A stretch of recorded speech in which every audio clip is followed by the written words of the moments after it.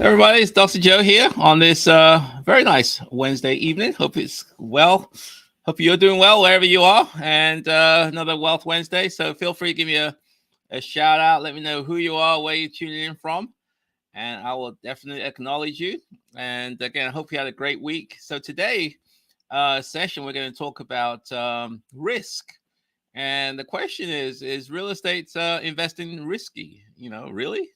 I was talking to the reason why I chose this subject was because I was speaking with my financial planner, I suppose you can call him, and he was trying to get me into buying more securities like stocks, bonds, and I said, well, I'm not really into that. I'm really into real estate. He says, well, real estate is risky.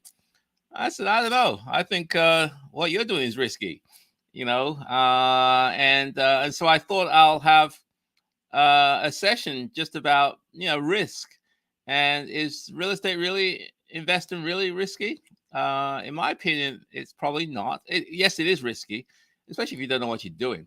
But if you have the right system, teamwork, processes, mentors, in place, I think it's not that risky at all. And it's a great way to build wealth. So that's what we're going to talk about today is real estate investing risky. And as I said before, I think securities is risky. Stocks, bonds, mutual funds, and so on, because you don't have any control over what's going on. I mean, anything can happen outside of your control. The CEO could pass away, the CEO could embezzle funds, and the stock price could take a hit. And nothing that you've done wrong. It's just the way it is. So anyway, we're going to talk about risk, and the reality is that owning real estate. Before I get to that, little teaser. Come June the 17th, which is a couple of weeks from now, on a Saturday between 11 and 1, I'm going to try and do a little networking event, and locally for those folks who are in the DC area. So definitely like for you to come on down. I'll give you more information about that next week. But maybe you can save the date, June the 17th between 11 and 1 p.m. in the morning. That's a Saturday morning. Okay, it's real estate risky. So owning real estate, the reality is that it's really one of the most popular vehicle for investing that most people have in the United States. And you hear a lot of gurus talk about it. Infomercials are always hyping it up, and they always talk about the good side.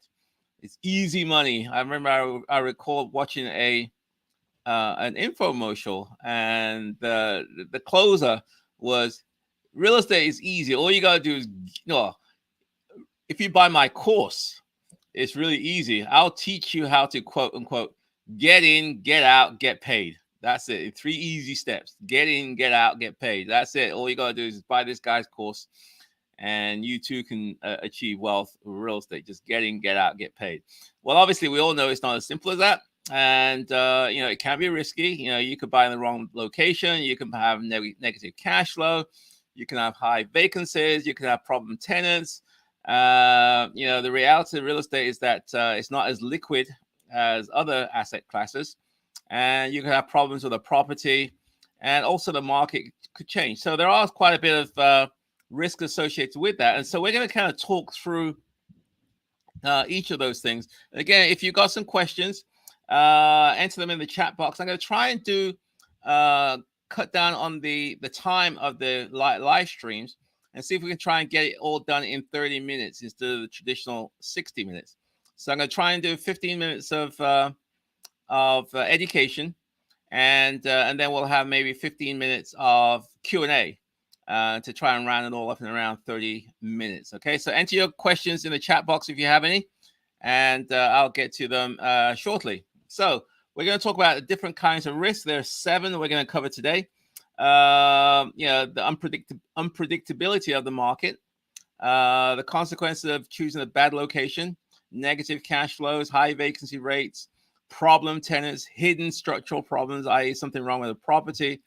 And then we're going to talk about the risk associated with lack of liquidity. So that's what we're going to talk about today in these 7 areas. Let's hit them one by one, and so on. So real estate market can be unpredictable. That is a risk.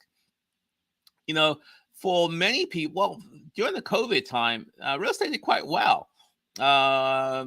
Prices shot up quite a bit. A lot of people got in during that time. Also, a lot of people got in, if you recall, prior to the 2008 Great Recession. And during that time, people thought real estate will never go down. They got in 2006, 2007 with the expectation that, they'll make continuous profits.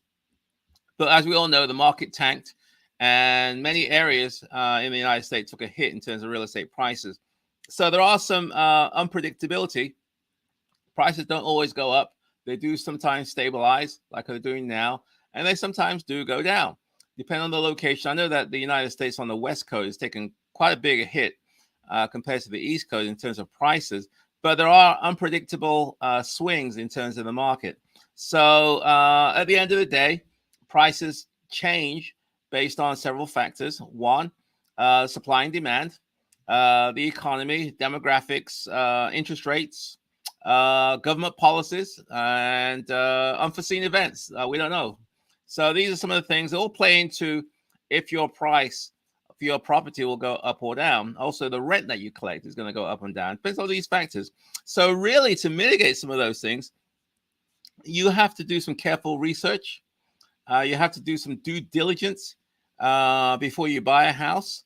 And also, once you own the property, to mitigate risk, you have to monitor how your real estate is doing. Real estate is not one of those buy it and forget it kind of things. No, it's something that you have to monitor. I'm constantly monitoring my properties, performance, making sure that things are okay, protecting my investment. And so you should also do the same. And you have to have that discipline, associated with that in order to know when to buy, when to enter, and also when to exit the property. So that's number one. Real estate market can be unpredictable. Number two, in terms of risk, is choosing a bad location. Bad location. At the end of the day, real estate is all about location. The saying, it's all about location, location, location. Well, yes, it's true, because you can't move a house from one location, one bad area to a better area. You can't, if you have an area that is just not performing, you can't literally move that house. No, you're stuck with it. So it's really important that you buy in locations that make the most sense for you. And what I look for, when I buy, as you all know, is the likelihood of demand. If I buy something, am I able to rent it out? Is there a demand for my properties? Which properties have the highest demand? You know me, I tend to buy houses that are 3 bedrooms and turn them into 4, 5, and 6 bedrooms. Why? Because in our area, the Washington, D.C. area, the 4, 5, and 6 bedroom houses are in high demand, but there's low supply. Okay, high demand, low supply. That's what I have, and that's the reason why I do what I do. Also, is there a large pool of tenant buyers or tenant renters who are interested in your property? Also, what's the rents? And also, what's the potential of appreciation? So these are some of the factors associated with choosing the location. And you definitely want to, choose locations which is going to do well for your ROI. And you have to do some research in terms of the best location for you. Now, each area will have different dynamics. Like in Washington, D.C. area, for example, a lot of the growth is associated with the path of the subway system, the metro system. So, because transportation is quite important here. So I tend to buy in areas whereby it's not too far away from transportation. Now, I don't know where you are. Maybe you can let me know. And but based on your local area, there could be certain things that trends. It could be east to west. It could be north to south, and so on. But understand your locality, what's driving the market, and then obviously that will help you decide to purchase. Number 3 is negative cash flow. Now, we all know. Well, hopefully, we all know what cash flow means. Cash flow is the money coming in minus the money going out. So typically, rents are coming in, and typically expenses are going out, which is your mortgage payments, your taxes, your insurance, principal pay down, You got maintenance, you got repairs, you got vacancy costs. These are all expenses that you have to subtract from your income, and the net result is cash flow. Now, what we all strive for is positive cash flow, where we put money into our pockets each month. And unfortunately, especially, I think I had a conversation this morning with a real estate agent and a couple other investors. It's getting hard given the interest rates increases, and given the fact that there's just not a whole lot of supply of or inventory. It means that it's just hard to cash flow. So therefore you have to make really a bet. You have to be at peace, whereby you may not get the cash flow, but if you buy in certain areas, you'll probably get the appreciation, and maybe over time you'll get the cash flow. You may not be able to get the cash flow today, but as you increase the rents, then there's a chance that you'll get the cash flow later on. So therefore, that's the decision that you have to decide upon. Am I okay with negative cash flow? Other things that will drive negative cash flow is high vacancy rates. If people don't want to live there, or people going in and moving out, too costly maintenance expenses, high cost of financing for your loans, not enough rent, i.e. the rent that you're charging is just too low, and and not using the best strategies for renting.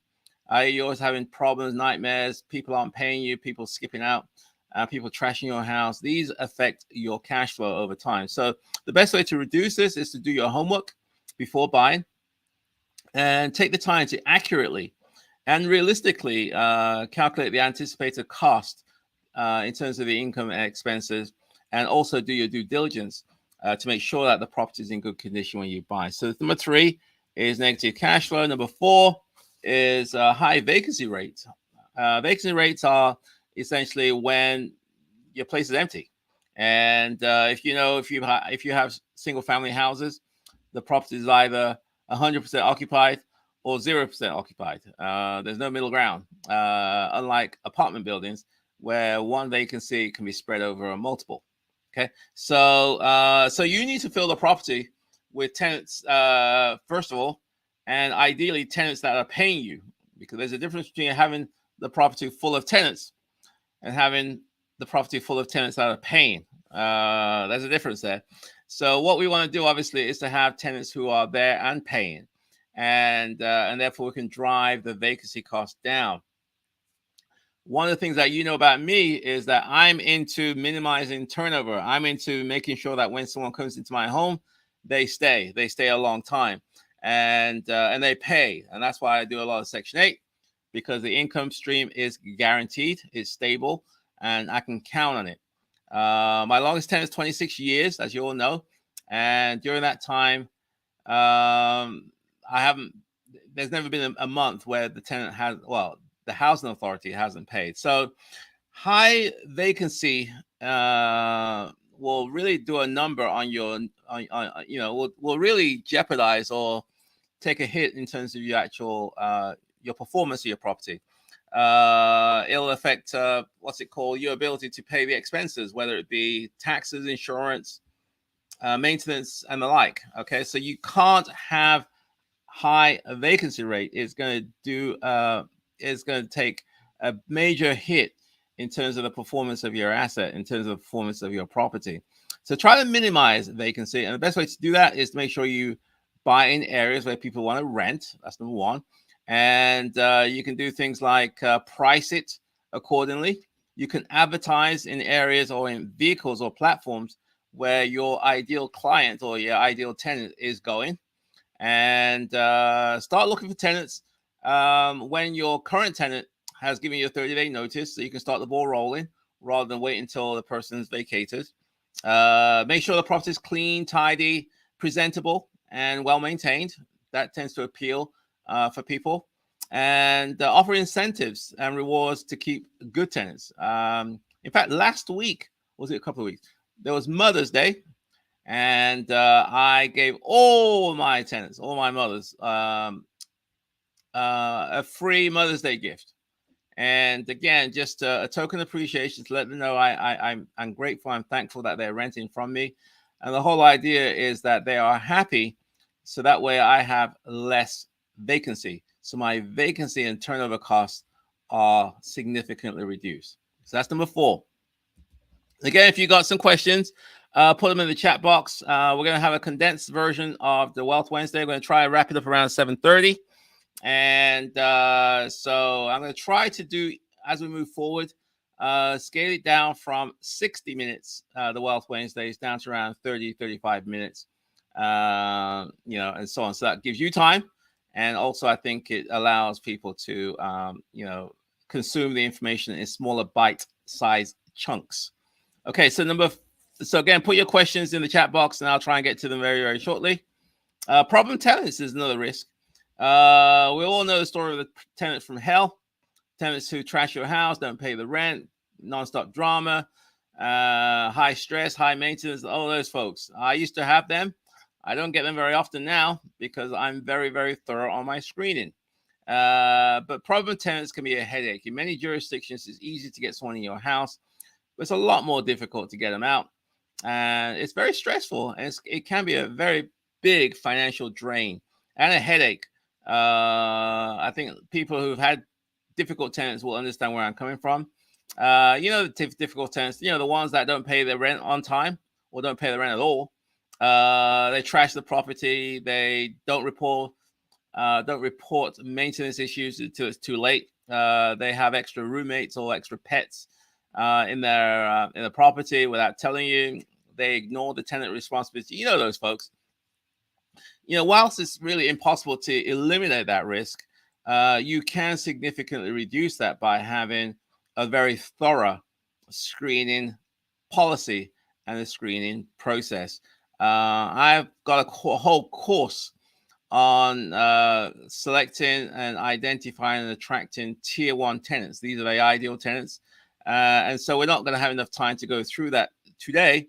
But needless to say, you can do things like check for credit, contact your current and previous landlords. You can do background searches. You can check their income, check their credit, check their social media. There's a lot of things you can do.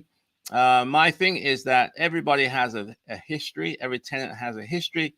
And your job as the owner, as the landlord, as the housing provider is to understand that history and therefore make the right decision as to who goes into your property.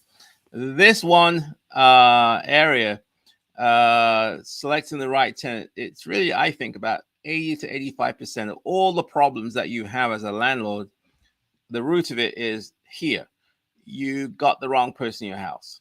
And now they're in.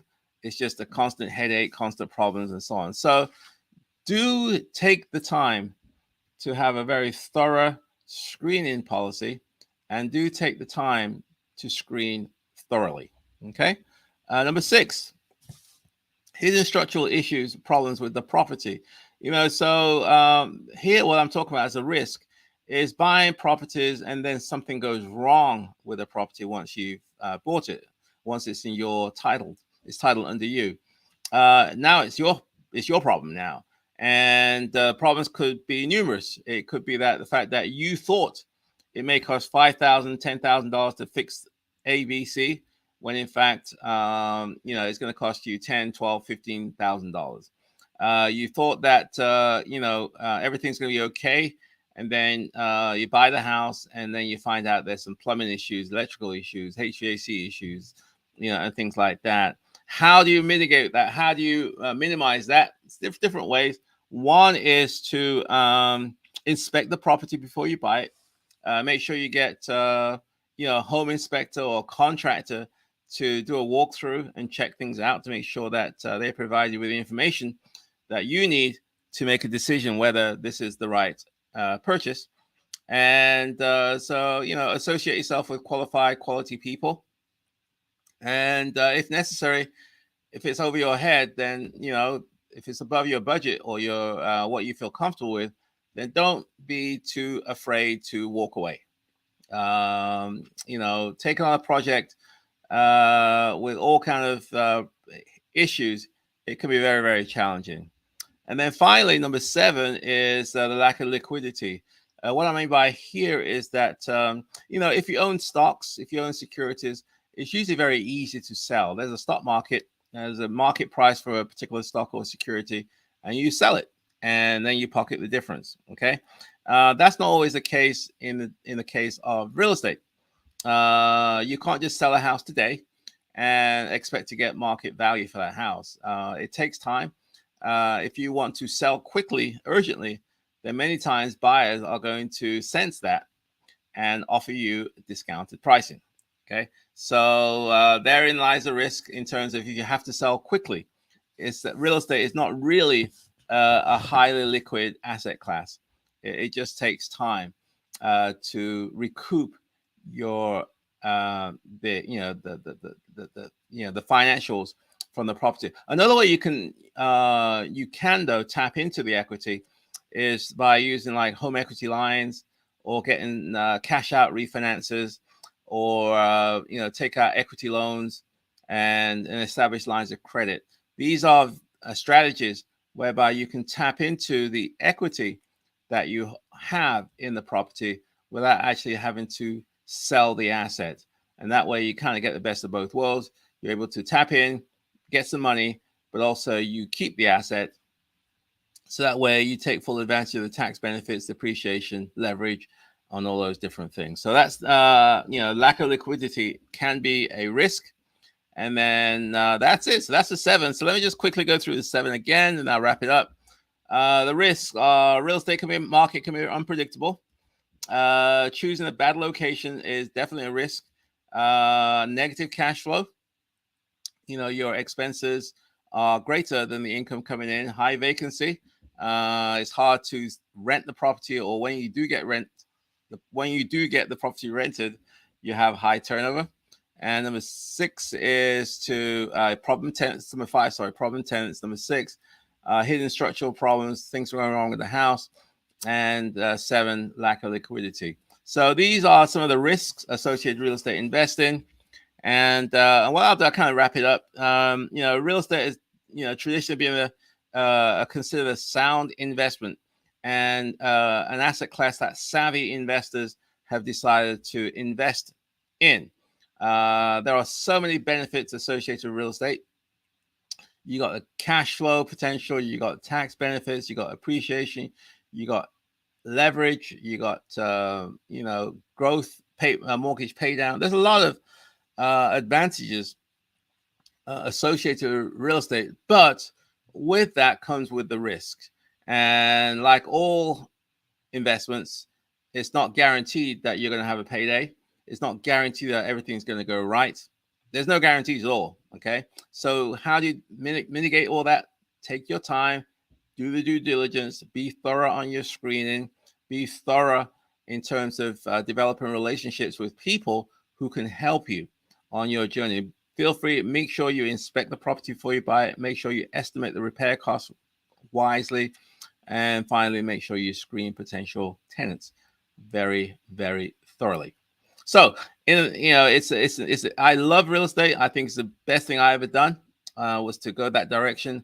I didn't create the wheel. There are lots of other people who are very savvy wherever you are, and therefore they can help you. So take the time to learn, take the time to invest in your education, and try to find people who are doing what it is that you want to do, who are successfully doing what it is that you want to do, and hopefully they can help you make what I call unnecessary, or avoid making what I call unnecessary mistakes. So that's pretty much it. And again, next June the 17th, I think it is, I'm going to have a little networking event at one of my properties here in Washington, D.C. Feel free, if you're in the D.C. area, to come on down. I'm not going to give you too much information today. I'll give it out next week. But it'll be a chance and opportunity for me to meet you, for you to meet me, and you can see one of my properties in person. Property where it's ready to roll. Got a tenant moving in there shortly, and I think it looks good. So that's with that said, though, let's go to Q&A, and let's have a look. 7:25. I'm going to try to do about 10 minutes of Q&A, and then we will wrap it up. I'm trying to do shorter Wealth Wednesdays, maybe from 7 till around 7:30, 7:35 each week. So let's go to the comments again. If you let me know who you are, and I'll definitely what's it called? Give you a little shout out. So Next Gen Self Defense Academy. Hi, Dr. Joe. This is Sean from California. Hi, Sean. Hope you're doing well. And what do you say? You say, do you mentor people in California? I can do it in California. I mean, real estate investing is essentially, universal. There's certain principles. It really doesn't matter whether you're in Washington, California, Michigan. There are certain things that you need to do. And I've helped people across the country.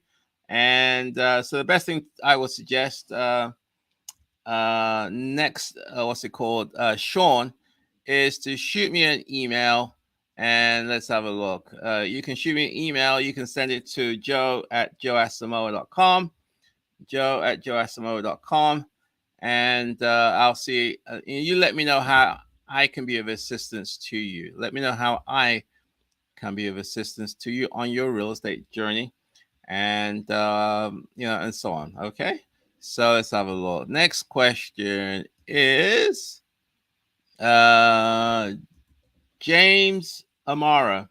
What's your take on doing Section 8 in the Hagerstown area? What's your take on doing Section 8? Hagerstown is a city in Maryland, Western Maryland. It's about what, 60, 70 miles from Washington, D.C. So its prices are a little bit cheaper. It's in a place called Washington County, which I think is considered. I don't know if it's considered metropolitan Washington anymore, but it's getting there. A lot of people are moving up there because it's a bit more affordable compared to closer in. Yeah, I mean, I don't own anything in Hagerstown, but I wouldn't say it's bad. I would definitely look into it, James. And what you want to do, you want to contact the Washington County Housing Authority up there and find out, more about the program because they administer the program locally. Find out which properties they are looking for, which has the greatest need for in the Hagerstown area. What the rents are going for for different houses, whether it's the 3, 4, 5 bedroom houses, which is the greatest demand, and just generally how the program works over there. So I'll take the time to do that. Many housing authorities have landlord educational training days where you can go in and they can teach you, the basics and what's going on, how to work with your housing authority. You may want to attend one of those sessions if you can. And if there are landlords in the Hagerstown area that are participating in the Section 8 program, you may want to attend a RIA, local RIA meeting, and hopefully meet with some. So that way you can kind of exchange ideas. You can learn from their experiences, and they can kind of give you some insider information in terms of how to work with a housing authority to create a win-win scenario. So hopefully, so definitely check into, the Hagerstown is fine, but make sure you do some due diligence. Make sure you develop some relationships. Make sure you contact the housing authority and get answers to some of the questions which I just shared with you. 5S1S. I'm not sure what that means, but 5S1S. Hope you're doing well. Thank you very much also. And Louis M. So again, if you got some questions, put them in the chat box. I'm going to wrap it up very shortly. And but I'll take time for a couple more questions if you have them. So feel free to put your questions in the chat box and I'll try and get to them in a minute. Okay, so this is from Louis. I am in the planning stages of turning a single family home into a 2 to 3 unit multifamily. Got it? How do I determine if I should install separate utility meters? That's on you. Okay. I personally do not like to pay the utilities for tenants. Because if they're not paying for it, they're probably not going to be taking due care. Why should they care if they're not paying the bill? They'll probably run up the heat and leave the windows open in the wintertime, or crank up the AC and leave the windows open in the summertime, or running a a side hustle car wash business, you know, you know, thanks to the landlord who's paying the water bill. So if you can separate the utilities, I think that's a good thing. Sometimes it's easier to separate certain utilities than others. So generally, electrical is usually easier to separate, but it's going to require some rewiring. It's going to require some replumbing for the plumbing system and HVAC for the duct system. So there is some work, and then it just depends on whether the cost of doing the repairs is worth it, you know, in terms of the benefit. You're going to have to make that decision, Lewis. You know, and also the water bill. Many times it's difficult to separate the water without, you know, doing quite a bit of work. And I know there are techniques like sub-metering where you can, you know, divvy up the water bill across the multifamily, you know, properties that are there, and so on. So, you know, should I install? If I think if the cost is reasonable, and you know, it may be worthwhile. Yes, you're going to have a cost initially, but over the long haul, that unknown expense, which is the utility expense, can be transferred away from you and to the tenant. I think it's worthwhile. I never pay utilities for tenants, mainly because I have single family homes, and therefore the tenants in there by themselves, so they're responsible for the entire tenant. So check it out, Lewis. Do some calculations, make some calls, contact you know, a couple of electricians, a couple of plumbers, a couple of HVAC you know, technicians, and see what quotes they're going to give you to convert, to separate the utilities in each of these units. Good question, Lewis. Next Gen Self-Defense Academy. Hey, Sean again. Will do. Thank you. So yeah, reach out to me, Sean, and I'll do what I can to help you out. And then finally, since it's 7:32, can I house hack new construction home after closing? You certainly can.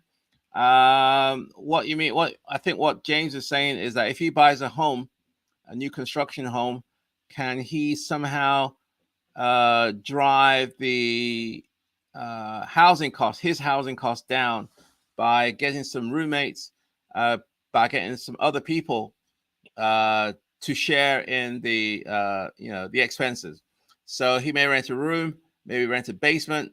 Let's just say, for instance, the mortgage is $2,000, and $2,000. If he didn't have a roommate, then James is responsible for the entire $2,000. If James is able to get a roommate, maybe rent the basement out for $1,000, now his housing expense has gone down from $2,000 down to $1,000 because the tenant is paying the other $1,000. Now, if James is savvy, he may rent 2 bedrooms out or 2 rooms out, and therefore maybe drive his cost from $2,000 down to 0.